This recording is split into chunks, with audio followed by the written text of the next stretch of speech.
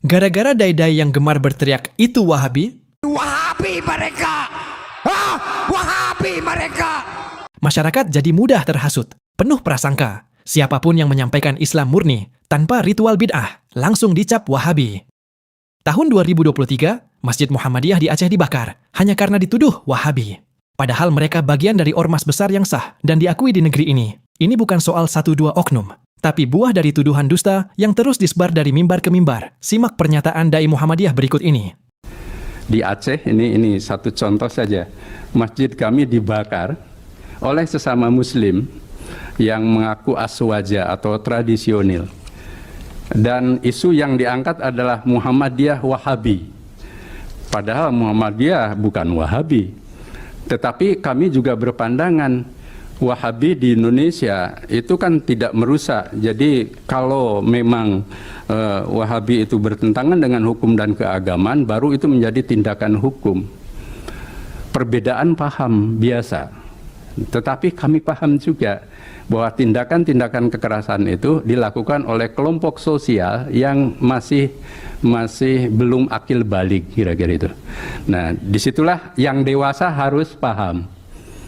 Nah, dengan contoh ini maka membangun pusat-pusat keunggulan menjadi sangat penting. Kalau Muhammadiyah saja bisa jadi korban, bagaimana nasib Salafi, yang bahkan bukan ormas, hanya sekelompok kecil yang ingin lurus di atas sunnah? Sampai kapan tuduhan ini terus dibiarkan membakar ukhuwah dan menyesatkan umat? Allahu musta'an. Pada video kali ini, kami ingin membahas mengenai pelajaran yang bisa kita ambil dari peristiwa masjid yang dibakar karena stigma Wahabi. Bismillah, alhamdulillah, wassalatu wassalamu ala rasulillah, amma ba'du. Kaum muslimin, rahimani wa rahimakumullah.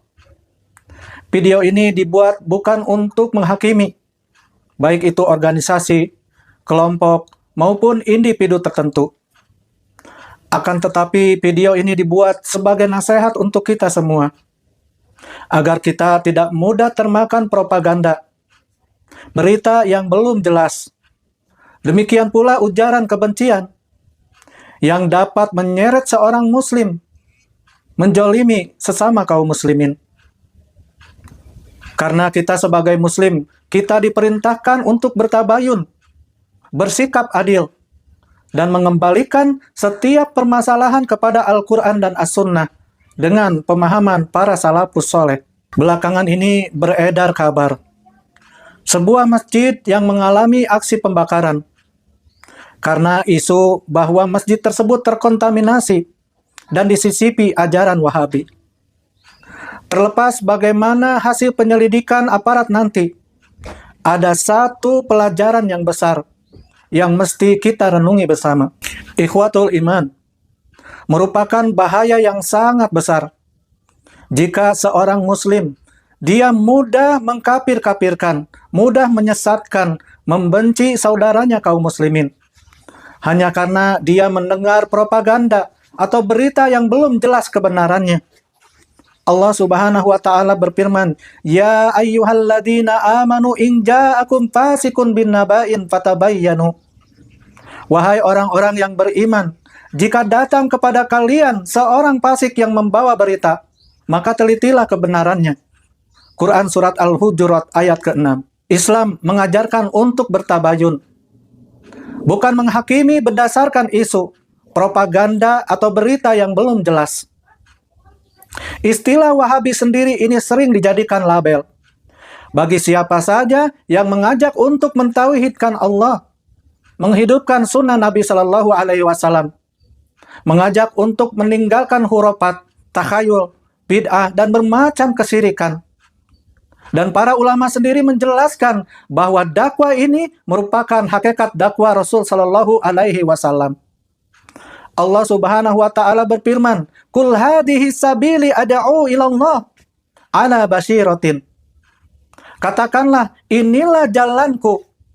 Aku mengajak kepada Allah di atas ilmu yang nyata. Quran surat Yusuf ayat 108. Karena itu, jika ada perbedaan di dalam masalah agama, janganlah diselesaikan dengan kebencian, intimidasi, apalagi bentuk-bentuk kekerasan terhadap rumah Allah Subhanahu wa taala, yaitu masjid.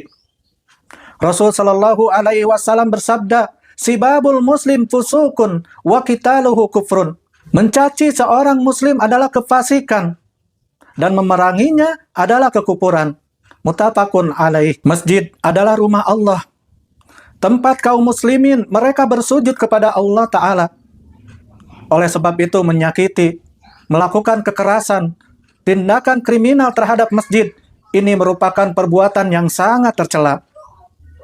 Oleh sebab itu, jika terjadi perbedaan pendapat dalam masalah agama, hendaknya diselesaikan dengan ilmu, dalil, adab, dan dialog yang baik, bukan dengan kekerasan dan juga kebencian. Mari kita doakan agar Allah melindungi seluruh masjid kaum muslimin, memberikan hidayah kepada mereka yang terjatuh ke dalam permusuhan, menyatukan hati kaum muslimin dengan Al-Quran, As-Sunnah sesuai pemahaman para sahabat Rasul Sallallahu Alaihi Wasallam.